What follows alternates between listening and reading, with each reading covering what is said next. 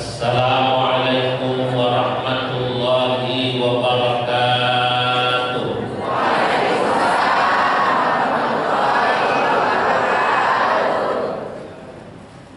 Alhamdulillahilladzi ja'ala likulli ummatin syir'atan wa minhajan wa khassa hadhihi al-ummata bi awdahiha ahkaman wa hujjajan.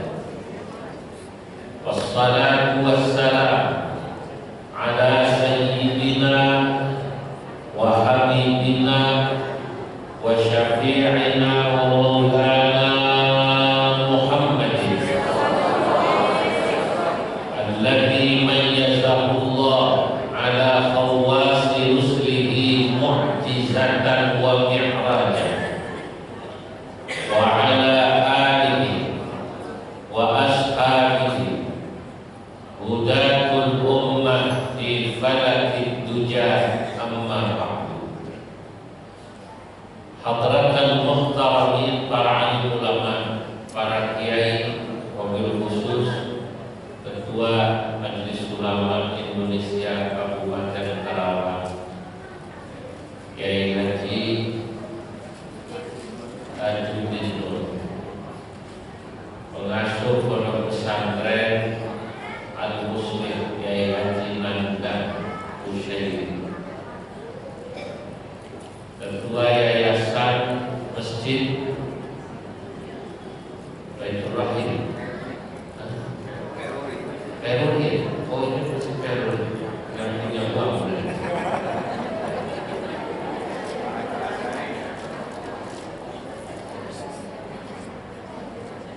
Sekretaris PCNU Kabupaten Karawang, para tokoh dan pemuka masyarakat, pejabat yang hadir, Bapak Ibu, insya Allah, wabil khusus Menteri Perhubungan yang menghubungi saya, Ustaz Dede. Pada pagi menjelang siang ini, alhamdulillah saya dapat hadir di Karawang. Perjalanannya cukup panjang karena macet, atas bawah macet, mungkin karena libur. Tapi alhamdulillah pada kuliah saya sampai di Masjid Raya Turi Teluk Jambe ini. Masjid yang indah, megah, masjid yang saya dengar kegiatan keagamaannya bagus, alhamdulillah. Termasuk sholat jamaahnya, jangan kok Islamnya raja banget. Katanya sholat subuh di sini jamaahnya nggak muat sampai keluar-keluar betul. Katanya sholat subuh aja jamaahnya penuh, nggak muat sampai keluar-keluar.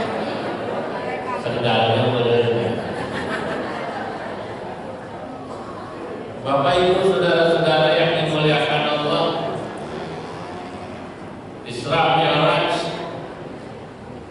adalah salah satu keistimewaan yang Allah Subhanahu wa taala berikan kepada Nabi Muhammad sallallahu alaihi wasallam. Maka tadi dalam mukadimah yang saya sampaikan, wassalatu wassalam ala sayyidina Muhammadin alladzi mayyazahu Allah ala khawasi ruslihi mu'jizatan wa mi'rajan.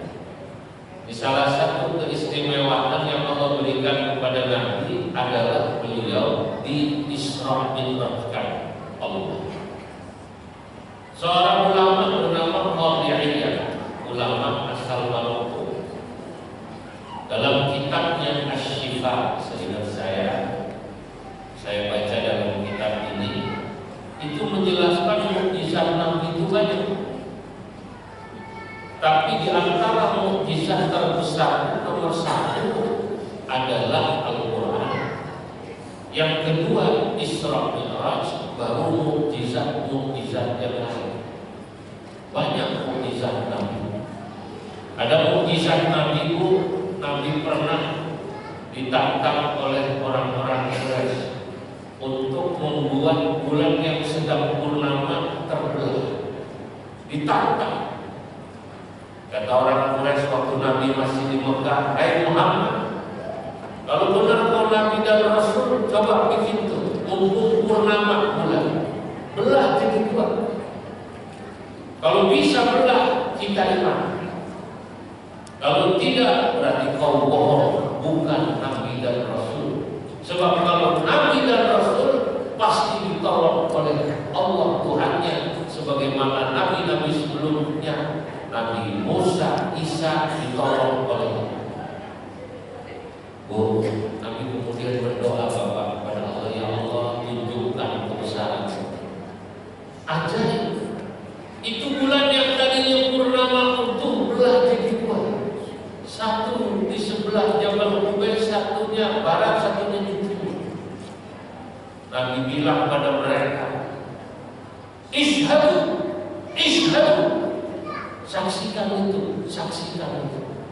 Yang kalian minta Allah tunjukkan. Tapi dasar orang kalau sudah tertutup hatinya, khatamallahu ala qulubihim wa ala sam'ihim wa ala absarihim ghishawah.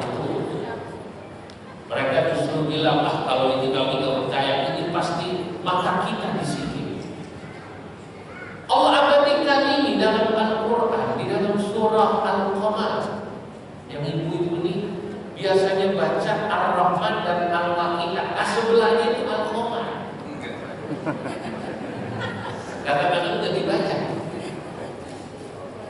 Allah berfirman dalam surah ini, idza tarabatis sa'atu wa syaqqal qamar wa iyyahu ayatan yu'ridu wa yaqulu sihrun mustamir. Allah.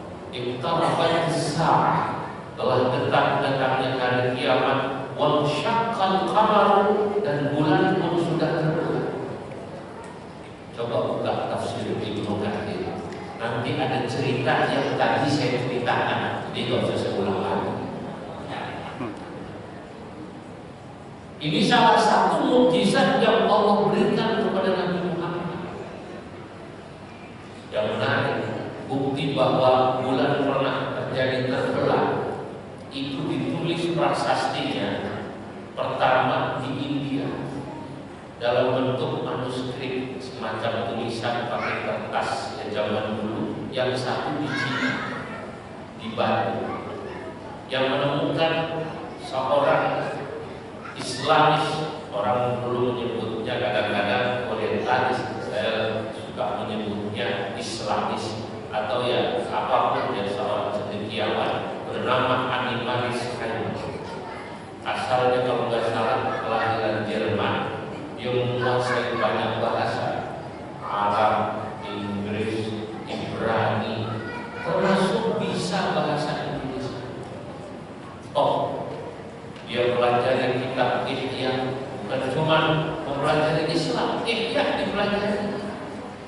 Dia mempelajari Quran Sahih, Bukhari, Muslim.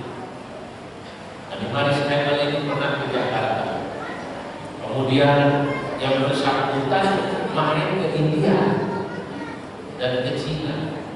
Waktu di India, Bapak Ibu, dia menemukan tulisan itu. Di India ternyata persis di malam di mana Nabi Muhammad SAW ditantang untuk memperlihatkan mukjizat Allah, bulan terbelah. Ada yang lihat seorang pangeran di India, di negeri kucu-kucu Hotahe.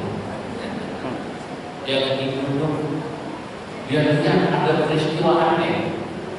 Ini bukan purnama, ini bukan gerhana. Kalau gerhana, bulannya tertutup, gitu kan?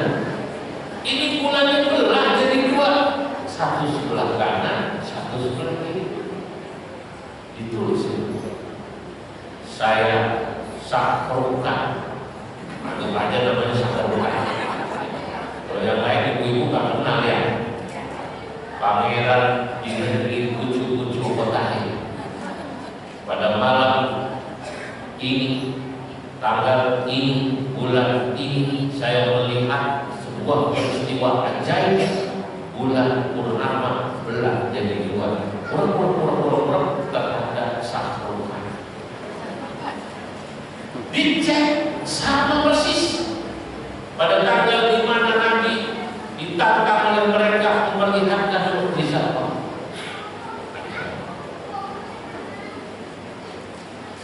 Animal Skywalker ke Cina. Di Cina ternyata dia menemukan satu prasasti.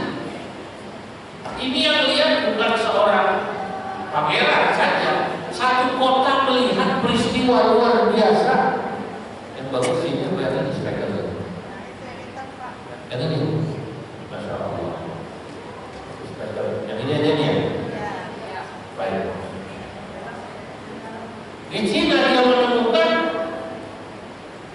tulisan semacam prasasti di batu di satu kota, di mana di kota itu satu kota penduduknya melihat dan ditulis sama persis, kami melihat peristiwa luar biasa, bulan purnama terbelah jadi dua. Ini juga dicatat. Begini hebat ini peristiwa Bapak Ibu. Tapi ternyata rankingnya di bawah peristiwa Isra Mi'raj.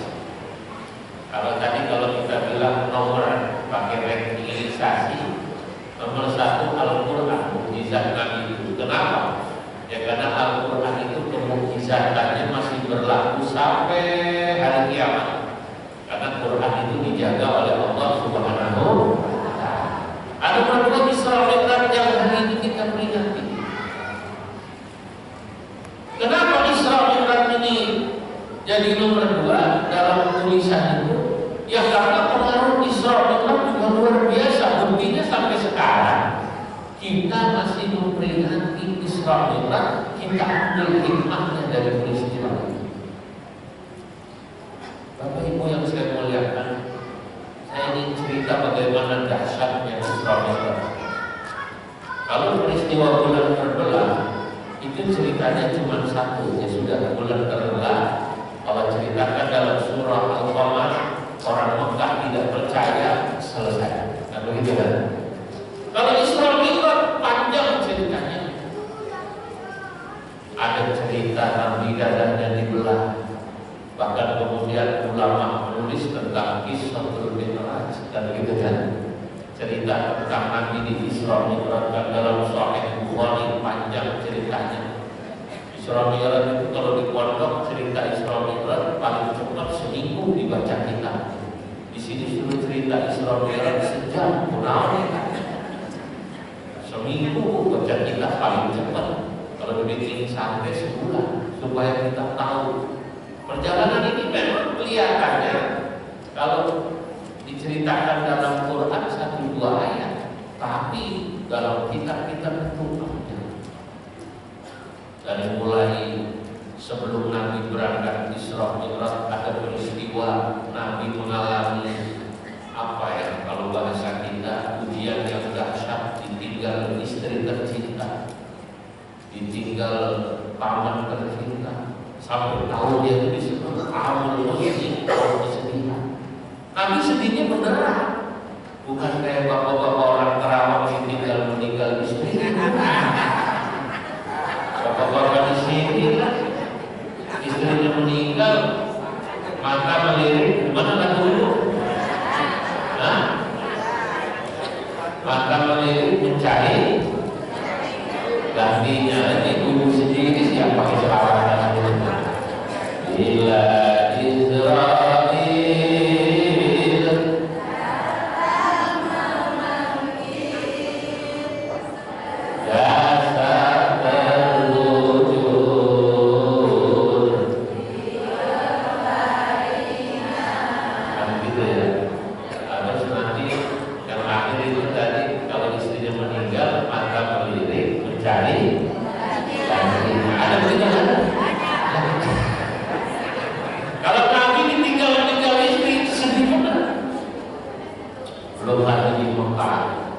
bagaimana tekanan-tekanan orang Quraisy, kafir Quraisy luar biasa.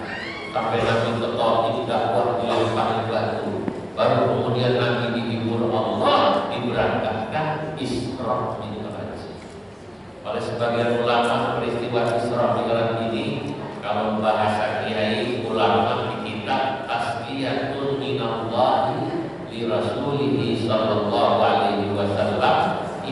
semacam hiburan atau penghibur dari Allah Subhanahu wa Ta'ala. Sesudah sekian banyak pujian-pujian, Allah beri hiburan seperti dalam Al-Quran, fa inna ma'al usri yusra, inna ma'al usri yusra. Pelajarannya apa?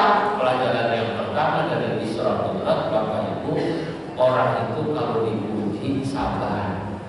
Insya Allah, fa inna ma'al usri yusra, inna ma'al usri yusra. Orang kalau habis dapat musibah pasti nanti akan ada kemudahan. Itu yang pertama. Ayat kedua apa? Ayat kedua di surah Al-Baqarah ini bisa ingin menunjukkan tentang kebesaran Allah. Kebesaran Allah ini luar biasa. Apa yang akal kita gak nyampe, ternyata kita harus percaya bagi Allah tidak ada yang sulit, termasuk memberangkatkan hambanya dalam sebagian malam dari Masjidil Haram ke Masjidil Aqsa, lanjut naik ke Sidratil Muntaha, balik lagi dalam perintah salat 5 waktu dalam tempo, kata Imam Ibnu Katsir dalam tafsirnya dan juga dalam kitabnya Al-Bidayah wa Nihayah, kurang lebih Nabi Isra Mi'raj 5 jam, 4 atau 5 jam. Sampai kemudian ada seorang ulama bikin sholawatan mengabadikan cerita ini. Kalau ayat Isra Mi'raj kan tadi udah dibaca sama Qori ya sudah ya. Nah ini sekarang sholawatannya. Dulu saya kecil tahu sholawatan ini kalau lagi nunggu maghrib, nunggu subuh sampai apa? Namanya sholawat tidak. Assalatu wassalamu alaik ya imam al-mujahidin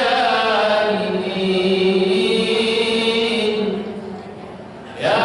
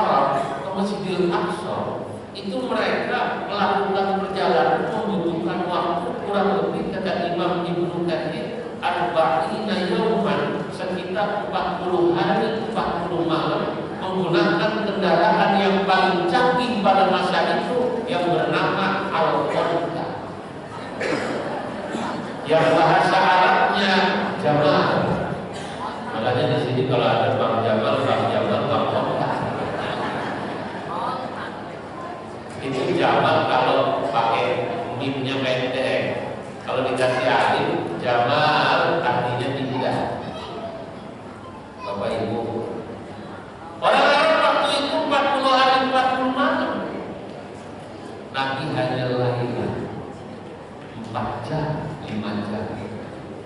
Ya Allah, saya mau ke Kerawang aja ini 2 jam setengah lewat ini. Saya hidup ini buat di jalan ini kayaknya. Lebih banyak di jalan ini daripada di rumah.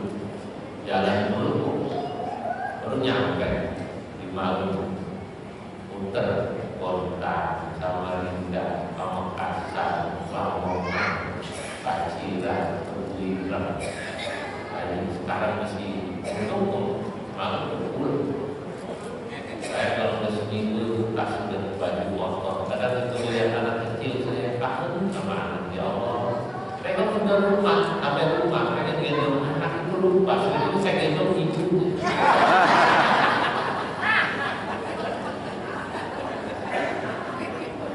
Dia ketawa kayaknya jadi. Ini suaminya yang dia. Nah, Nabi Bapak Ibu tidak pakai 40 hari. Nabi cuma lahiran. Orang jahiliyah banyak yang gak percaya mustahil apa. Tapi Nabi ketika ditanya, kalau kamu katanya sampai Masjidil Aqsa, sampai Palestina, coba apa buktinya Palestina. Kalau bahasa kita begitu. Kalau udah sampai Kerawang, terus Jambe, buktinya apa? Oh, ada kali, ada ini, ada itu, kan gitu kan? Benar ya? Benar. Padahal Nabi belum pernah ke sana. Dan gak lama memang ada satu rombongan pedagang naik onta. Iya katanya dari sana dijelaskan sama Rasul. Ini baru Masjidil Haram, Masjidil Aqsa sudah membuat orang-orang Mekah bingung secara akal. Bapak lagi naik ke Sidratul Muntaha yang digambarkan dalam sholawat tadi itu. Wa ilal muntaha rufi'ta kariman,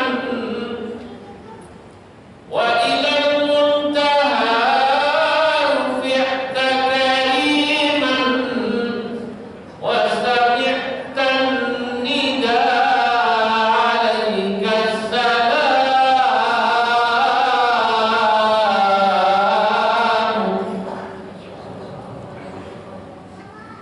Wakilan muntaha dan menuju sidratil muntaha, rufi'ta kariman, kau diangkat menjadi orang yang mulia.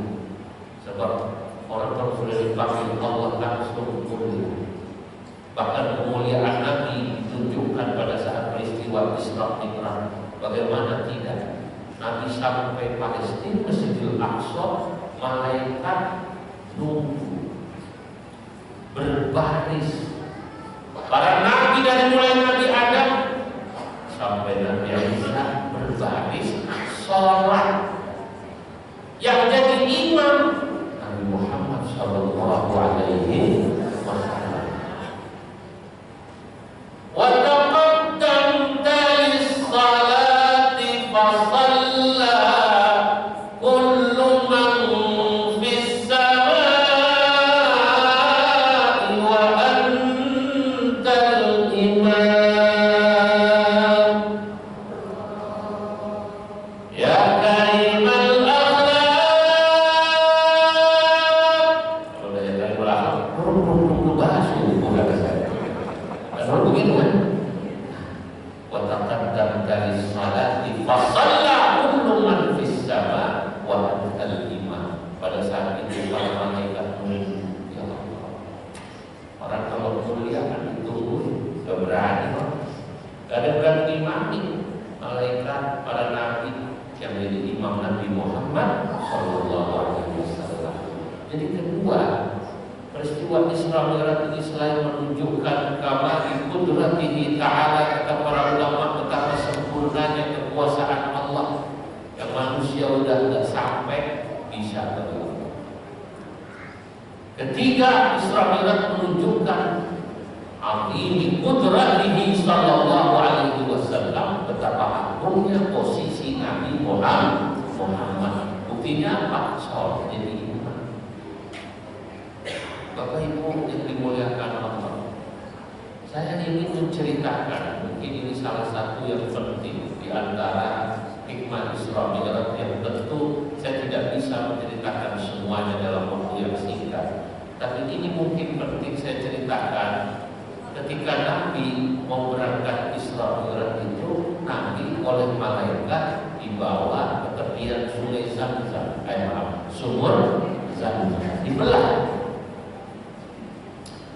dadanya, dicuci, dibersihkan, diisi dengan iman, ilmu, dan hikmah. Wa mala'ahu imanan wa ilman wa hikmah. Ada para ulama yang bilang ini, kenapa Nabi mau berangkat Isra Mi'raj kok dibersihkan dadanya, hatinya? Apa dada hati Nabi kotor? Itu pertanyaan. Kok sampai dicuci? Jawabannya Bapak Ibu tentu bukan. Nabi dibersihkan, hatinya, dadanya diisi dengan iman, ilmu, dan hikmah. Sesungguhnya ini adalah ibrah, pelajaran buat kita semua. Karena yang namanya Al-Quran, semuanya itu isinya pelajaran. Kalau ada cerita-cerita dalam Quran, itu semua isinya pelajaran. Ada nggak cerita dalam Al-Quran? Nabi Sulaiman mau jalan, mendengar semut pada ngomong, rajanya bilang, pada masuk, entah itu diinjek sama pasukannya Nabi Sulaiman, dan beliau ketika mereka tidak sadar menginjek kalian. Ada nggak cerita begitu? Ini saudara-saudara, kata para ulama, merupakan ibrah. Selain itu memang mukjizat Allah pada Nabi Sulaiman bisa mendengar omongan semut. Tapi ini ibrah, kalau seorang pemimpin itu mestinya mendengar suara rakyat. Betul atau tidak? Pemimpin harus mendengar suara rakyatnya. Kalau jalan di Teluk Jambe udah jelek, udah pada ngomong, tolong diaspal. Saya ini bupatinya ada. Betul atau tidak? Saya tahu sampai Teluk Jambe itu begitu ngaku.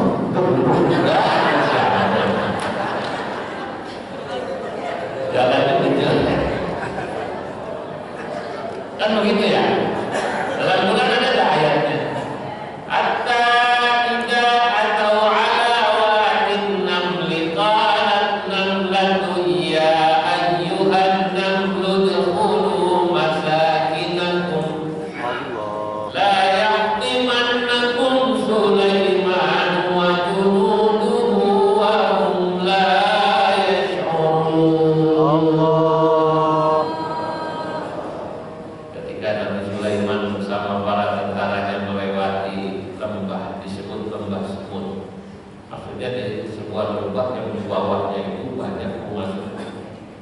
Qalat namlatu, berkatalah ratu semut, ya ayyuhan namlu dkhulu masakinakum, wahai rakyat semut, masuklah ke rumah kalian, la yahtimannakum Sulaiman wa junuduhu wa hum la yash'urun. Jangan sampai kalian terinjak oleh Nabi Sulaiman dan para tentaranya yang lewat sementara mereka tidak menyadarinya.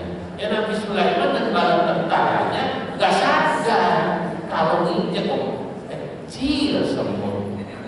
Betul atau tidak? Kecil.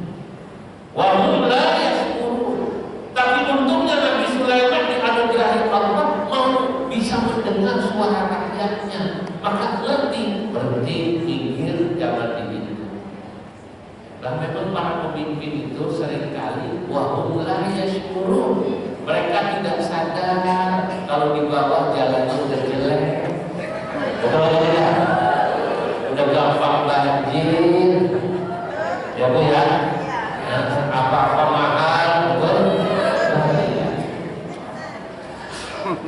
Memang susah cari pemimpin seperti Nabi Sulaiman, namanya susah.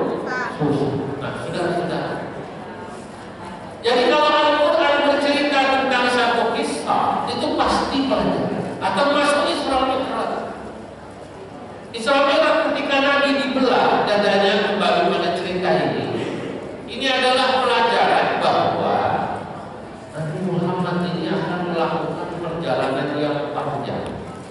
Di jalan akan menghadapi hambatan-hambatan.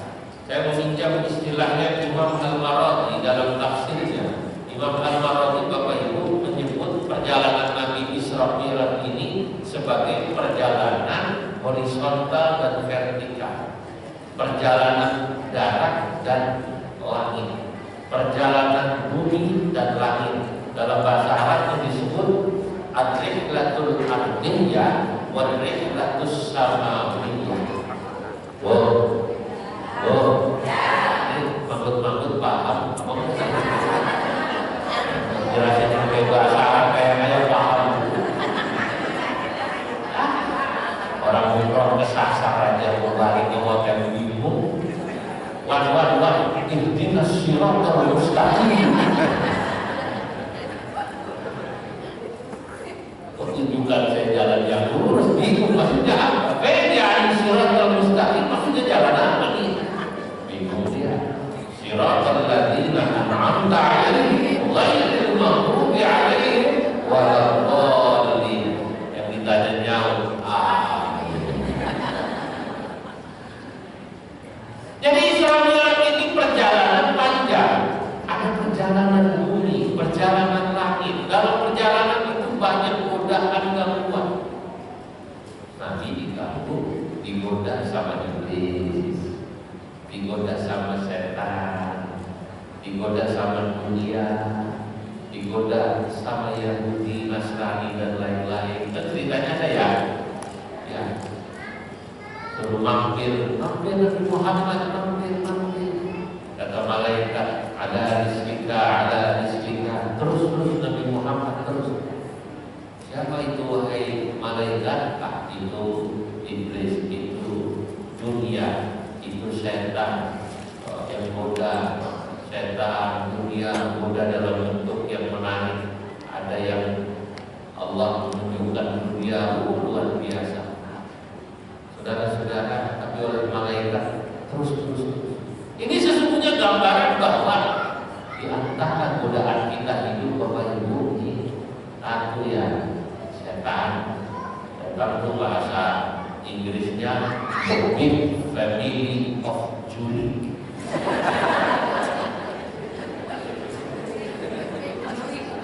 The big family of Julie, pokoknya setan menggoda kita. Terus ada hawa nafsu, ada dunia. Dan yang jadi orang benar itu kadang-kadang dunia sama hawa nafsu menggoda.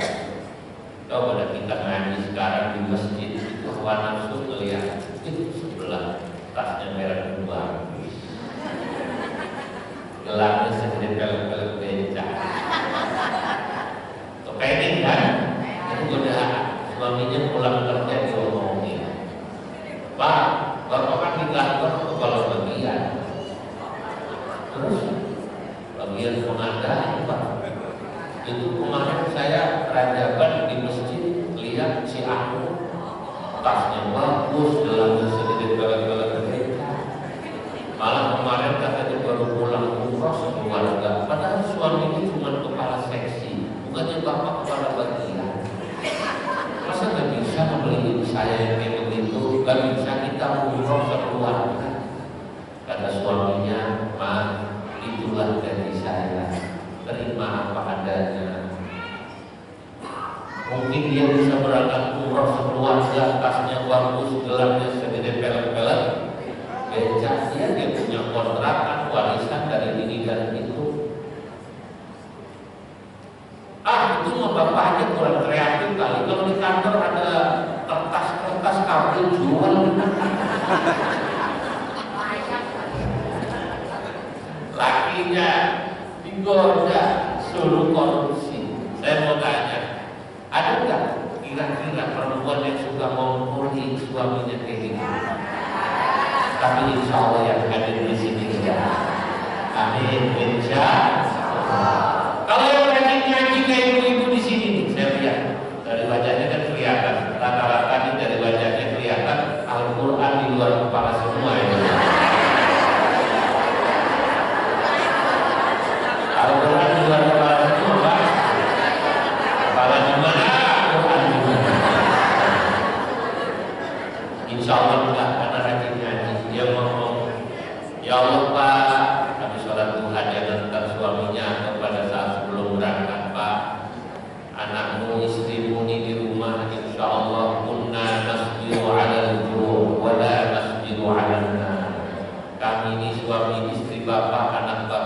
insya Allah. Kalau disuruh lapar, sabar. Tapi jangan disuruh masuk neraka. Maka carilah rezeki yang halal. Gak usah melihatin kanan kiri yang mobilnya ganti, lalu bapak panas. Lihat Ustaz Teten mobilnya Fortuner panas. Gak usah, bapak gak usah. Jangan-jangan ini juga kredit Pak. Dan begitu, betul-betul. Nah, iya, saudara-saudara, istri yang baik. Lah, godaan hidup ini ya dunia ya setan ya hawa nafsu dan lain-lain tadi ya mungkin Nasrani dan luar biasa kalau kita lihat kehidupan ini di luar. Maka bekal untuk selamat menghadapi perjalanan yang panjang tadi adalah iman, ilmu, dan akhlak atau hikmah. Ada yang baca hikmah, kebijaksanaan, dan akhlak. Apa itu intinya? Ternyata betul. Orang ini hidup kalau imannya bagus. Iman, insya Allah, walaupun maaf miskin dia tidak akan menggadaikan iman. Betul atau tidak? Walaupun dia orang biasa, rendahan, kalau imannya bagus dia tidak terpuruk.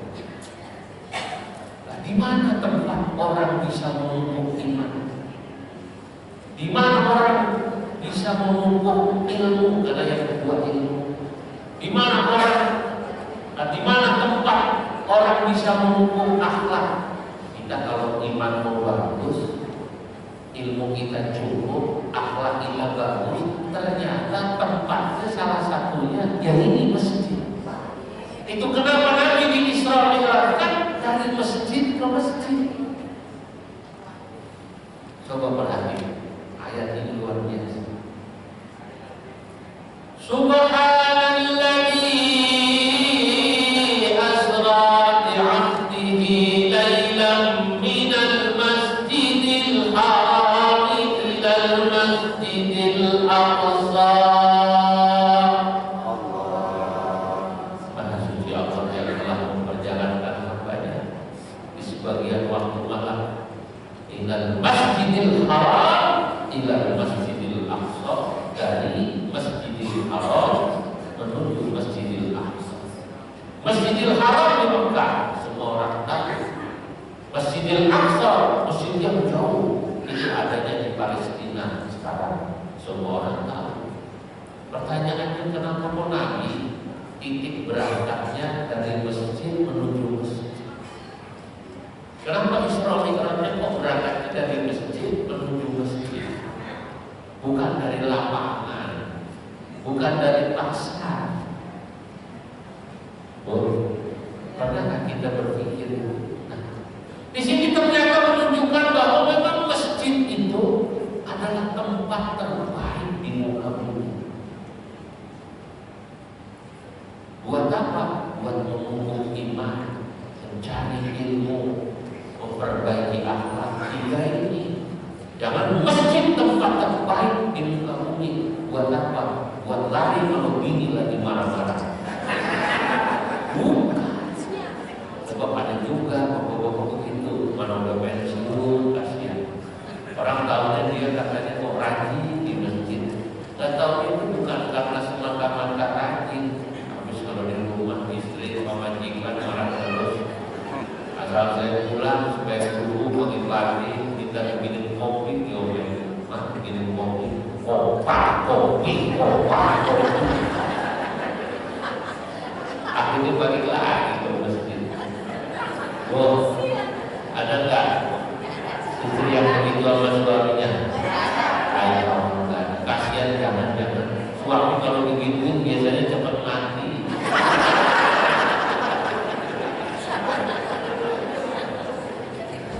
Benar. Jangan suka dibentak-bentak ya. Iya, yang bagus itu suaminya belum minta ditawarin. Oh, pipa, sarapan apa begitu. Jadi masjid ini tempat terbaik. Makanya Nabi di Isra Mi'rajkan minal masjidil haram ilal masjidil aqsa. Sudah luar biasa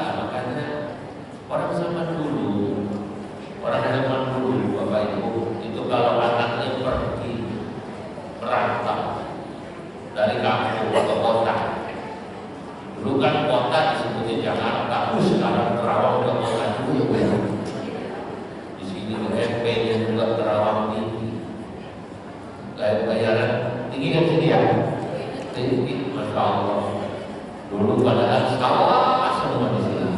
Sekarang sudah jadi kota.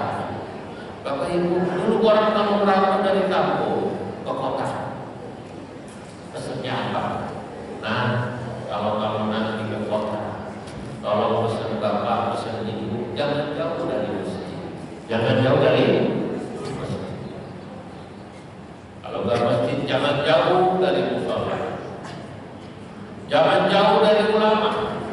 Jangan jauh dari pesantren. Jangan jauh dari majelis taklim. Karena di sanalah kamu insya Allah akan mendapatkan kebahagiaan dunia dan akhirat. Berkah. Dan perhatikan orang-orang yang insya Allah istiqomah sholat atau ngaji di masjid kumpul dengan para ulama, ya itu saya lihat hidupnya tenang. Coba perhatiin ibu-ibu, bapak-bapak, walaupun uang belanjanya lepas besok tinggal 10 juta, kan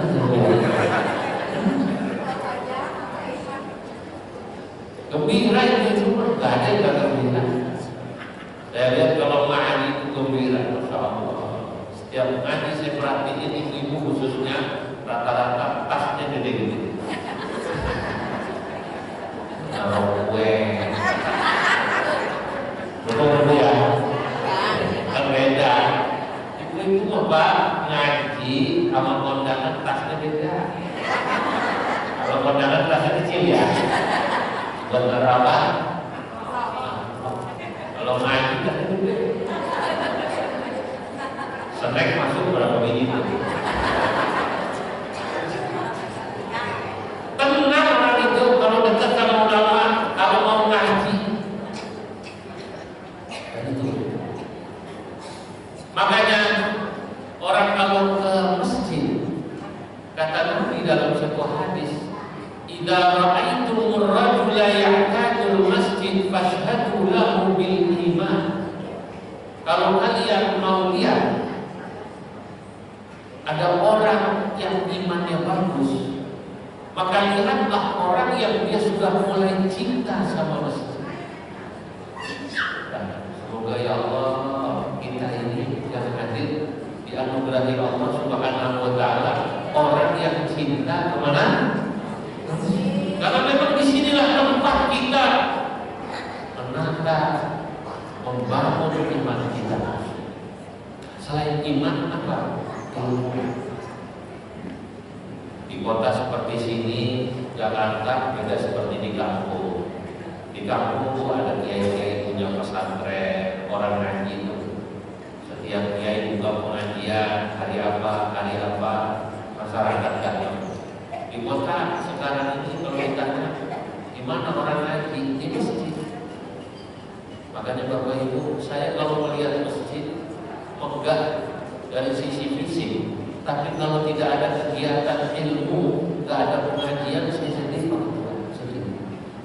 Karena kebesaran masjid itu, kemakmuran masjid bukan sekedar dari sisi fisik, tapi juga dari sisi kemakmuran yang lain selain sholat jamaah, khususnya taklim. Coba lihat yang pernah umroh di Mekah, Madinah, terutama ba'dal asar, ba'dal maghrib sama ba'dal subuh, itu masjid biasanya ada orang kumpul halakoh. Ada yang halakoh Quran, ada yang halakoh kitab, yaitu baca tafsir, yaitu baca hadis, yaitu baca fikih. Kan gitu ya? Saya nggak tahu kalau bagian ibu-ibu, karena saya belum pernah masuk sih ke bagian ibu-ibu. Ya, ada yang aja ustazanya perempuan juga. Nah, kalau laki-laki kan kita lihat ya, itu kalau yang Quran anak kecil-kecil lucu tuh ngapalin Quran. Saya pernah panggil anak kecil orang-orang kira-kira umurnya 6 tahun, dia pakai gamis sambil ngapalin Quran. Saya panggil orang-orang kalau panggil anak kecil laki-laki atau panggil anak laki-laki, kalau nggak Muhammad, Abdullah, Ahmad. Dia bilang, "Ta'al hina ya Abdullah, ta'al hina." Abdullah sini. Dia mendekati saya tanya, "Kamu juz'an hafidhah? Sudah berapa juz kau hafal Quran?" Dia jawab, "Khamsa juz'in walillahil hamd." Sudah 5 juz Pak, alhamdulillah. Anak 6 tahun. Dia Dia balik tanya saya, Indonesia enggak? Bapak itu orang Indonesia? Saya bilang, ayo Indonesia. Ya saya orang Indonesia. Dia maklum makruf minas syakal, ketahuan Pak dari bentuk. Jadi Allah mau gitu. Saya agak keki juga menang hidung kita lepasnya. Jadi bilang makruf minas syakal, ketahuan dari bentuk. Nah, kalau melihat mesin kayak begini, nanti ada orang ngaji kita, gak di mana-mana lah. Tapi saya sedih ya, ada negara yang terkenal maju sekarang di Emirat Arab, masjidnya megah, tapi jujur sekarang kehidupan beragamaan di sana kualitasnya menurun. Orang berubah-ubah dunia itu negara Islam, betul atau tidak? Ya, inilah yang dikatakan oleh Nabi dalam hadis man faqra akhsha alaikum. Kata Nabi, sesungguhnya bukan kemiskinan yang aku sedihkan menimpa kalian, walakin khasyitu an tumsata alaikum dunya kama musitat ala man qablakum fatanafasuha kama tanafasuha. Yang aku khawatirkan, kata Nabi, justru ketika dunia sudah datang pada kalian melimpah, sebagaimana dulu Allah pernah melimpahkan dunia pada umat sebelum kalian, begitu kaya, begitu makmur, fatanafasuha kama tanafasuha, kalian berlomba-lomba untuk dunia, lupa sama Alhamdulillah min. Nah itu masjid bagus-bagus kosong. Coba zaman dulu kita kecil, musola rompeng, tapi penuh. Masjid sederhana tapi penuh. Anak remaja tidur di masjid. Sekarang kadang remaja nggak ada yang tidur di masjid. Nggak ada itu ya. Giliran ke masjid nyari wifi. Dulu masjid begitu, emperannya buat tiduran. Kalau mau waktu sholat itu anak-anak muda dulu pada sholawatan. Di Jakarta tempat saya tinggal itu anak-anak muda sholawatan tergantung dari daerahnya. Anak Sunda kayak Cecep Gorbance, Deden, dari Jawa, Udin saya Udin, gitu ya. Selawatannya lagu Sunda. Ya Rabbi bil Mustafa balil maqasidana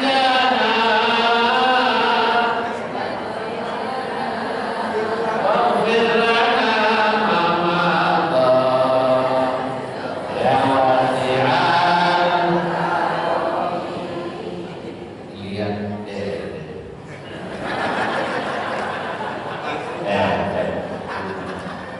orang Jawa lagi Selamat, Agus, Joko, Bejo, Pranto, ya, lawanannya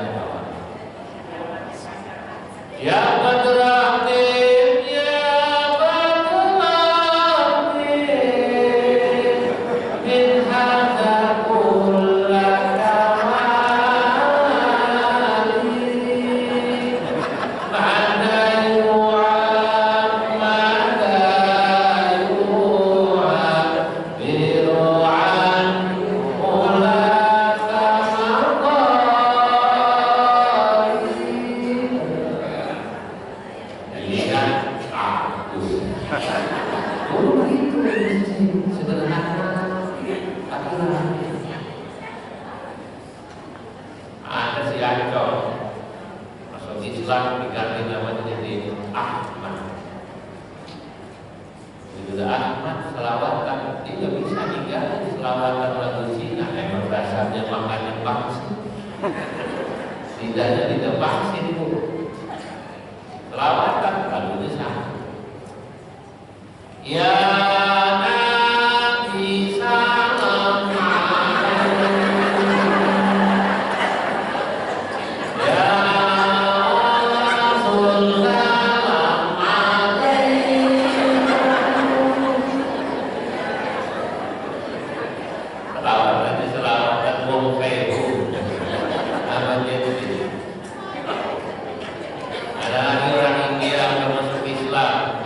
waktu zaman dulu di Pokokjan mana lagunya ya lagu ini ya.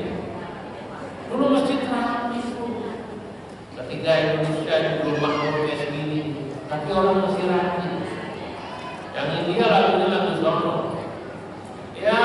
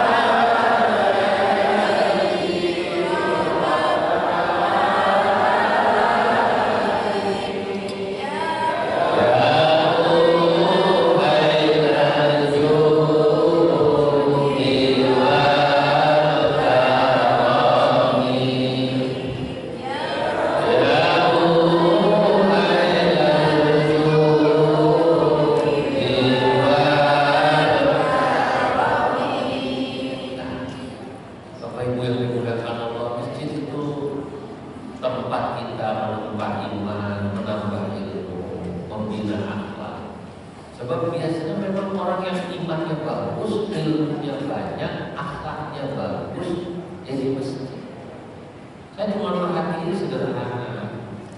Orang biasanya kalau rajin sholat jamaah, rajin ngaji.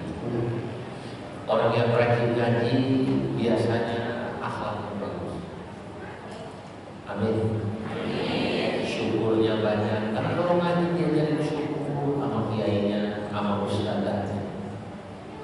Kata kiainya, kata ustadznya, kalau ngaji kita Riyadhus Shalihin, ini dibaca kita tolong. Riyadhus Shalihin pernah dibaca ya? Suruh syukur, dikasih Allah apa syukur, dikasih suami yang rezekinya banyak kaya syukur, lagi pula syukur, istri pendiam syukur, istrinya galak syukur ya.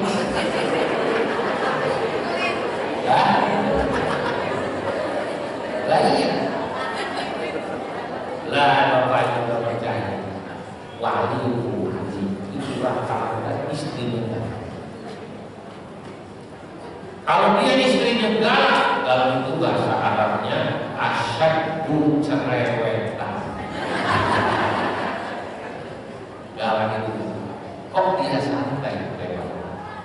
Itu makanya sahabat Umar ditakuti oleh setan karena istrinya galak. Dalam hadis masalah Umar fajjan illa wa salaka syaitan fajjan ghairan ladhi sar. Tidaklah sahabat Umar melewati satu jalan kecuali setan mudah dicari lain jalan lain. Kata setan muter-muter ada Umar kan. Setan takut. Ternyata salah satu sahabatnya sahabat Umar itu sama. Orang kalau ngaji, insya Allah akhlaknya bagus. Sifat syukurnya, sifat qanaahnya, sifat sabarnya, sifat tawadhunya muncul semua. Sifat ikhlasnya muncul semua. Karena di masjid kita kumpul sama orang yang akhlaknya bagus. Maka alhamdulillah pelajaran penting itu kalau di masjid atau di majelis taklim kumpul sama orang. Alhamdulillah pelajaran dari orang-orang yang akhlaknya lebih bagus dari kita. Insya Allah. Nah, terakhir, kenapa kita penting ngaji di masjid? Ya, karena insya Allah kalau kita rajin ngaji di masjid, yang kumpul dengan para kiai, para ulama, itu akan membuat kita jadi moderat, jadi toleran. Saya selalu percaya Bapak Ibu. Orang moderat, orang toleran yang bisa menghargai perbedaan pendapat, perbedaan pendapatan, perbedaan suku, perbedaan ormas, perbedaan agama, itu disebabkan karena yang bersangkutan ilmunya banyak. Saya membuat syair begini. Wa man tawassa'a fil 'ulumil mu'tadi wa kulli man tatarra fasma' wahtadi wa man tawassa'a fil 'ulum. Orang yang wawasannya luas, ilmunya luas, al-mu'tadi ya insyaallah jadi orang yang moderat. Wa kulli liman tatarra isma' wahtadi, maka sampaikanlah pada orang yang ekstrim kanan, ekstrim kiri. Sekarang kan kita temukan ya di internal umat Islam harus kita akui ada orang ekstrim kanan, ada ekstrim kanan itu Bapak salah satunya kelompok takfir dan tahlil atau takdir. Orang yang gampang mengkafirkan sesama muslim. Loh, syahadatnya mahal dikafir-kafir. Mahal nggak kira-kira syahadatnya? Ini biasanya ekstrim kanan. Atau tabligh, gampang mensesatkan orang. Dikit-dikit orang dibilang sesat, tabligh, bid'ah, neraka, kan begitu kan? Biasanya orang semacam ini, mohon maaf, bacaannya kurang puas. Kalau kata anak muda sekarang, Itu pikniknya kurang jauh. Apa namanya pikniknya apa? Kurang jauh. Biar satu paham, yang itu yang paling benar. Maka saya beruntung dulu saya ngaji sama guru saya di pesantren. Kiai saya kebetulan ulama-ulama Nahdlatul Ulama. Kiai saya Kiai Sahan Mansur Rais APBN. Guru saya, paman saya Kiai Ma'ruf Amin Rais APBN sekarang wakil presiden. Dan juga kiai-kiai yang sangat banyak, kiai-kiai saya lihat luar biasa wawasannya. Karena wawasannya luar biasa, beliau moderat. Maka saya beruntung merasa bersyukur dibesarkan dalam tradisi pesantren, dibesarkan dalam tradisi ilmu, dibesarkan dalam tradisi NU. Nah, karena orang NU itu disuruh muslim orang agama. Ini biasanya suka muslim mungkin orang ke NU, kan begitu ya? Kenapa? Ya karena salah paham. Kenapa salah paham? Bacaannya kurang luas. Betul. Kalau nggak salah paham, emang paham udah salah. Orang membenci orang itu kan ada dua. Pertama salah paham atau memang pahamnya berbeda. Harus saya jelaskan, mungkin lain waktu. Apa bedanya salah paham sama pahamnya? Kalau orang salah paham itu, ya dia salah paham, dipikir orang ini keliru, padahal tidak keliru. Gitu loh. Dipikir orang ini mengamalkan satu dalil, mengamalkan satu amalan, tidak ada dalilnya, padahal ada dalilnya. Contoh, orang anggap orang itu sesat karena ziarah kubur, karena tawassul, dan itu kan ya, karena manakiban, karena bikin maulid Nabi, karena apa itu dianggapnya sesat karena nggak ada dalilnya, membuat-buat, mungkin bikin acara rajaban Islamiyah nggak ada dalilnya, Nabi nggak nyuruh kita memperingati. Loh, ini tuh namanya ngaji, cuman ngajinya bahas masalah Isra. Nah, kalau ngaji kan secara umum diperintahkan, betul atau tidak? Dan ini namanya salah paham.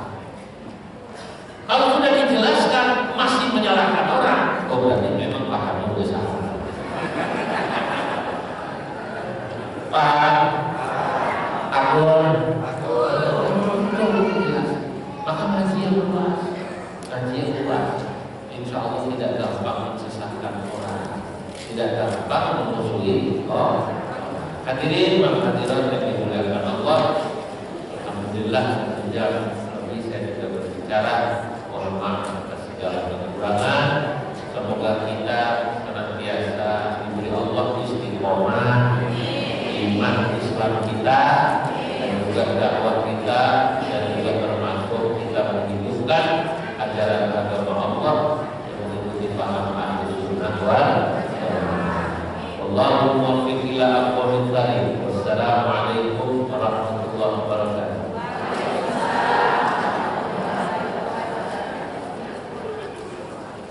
Dan dari Allahumma shalli wa sallim ala sayyidina Muhammad wa ala alihi wa sahbihi wa barik radhiyallahu tabaraka wa ta'ala an sayyidina sahabat Rasulullah ajma'in. Alhamdulillahi rabbil alamin. Hamdan wa ni'amahu wa kafi mazidah. Rabbana lakal hamdu kama yanbaghi li jalalika wa ta'zimi sultanik. Allahumma arzuqna al-ikhlas wal istiqamah wa hubballahu hubba man ahabba. Rabbana ighfir lana wa li walidayna warhamhuma kama rabbayana shaghira.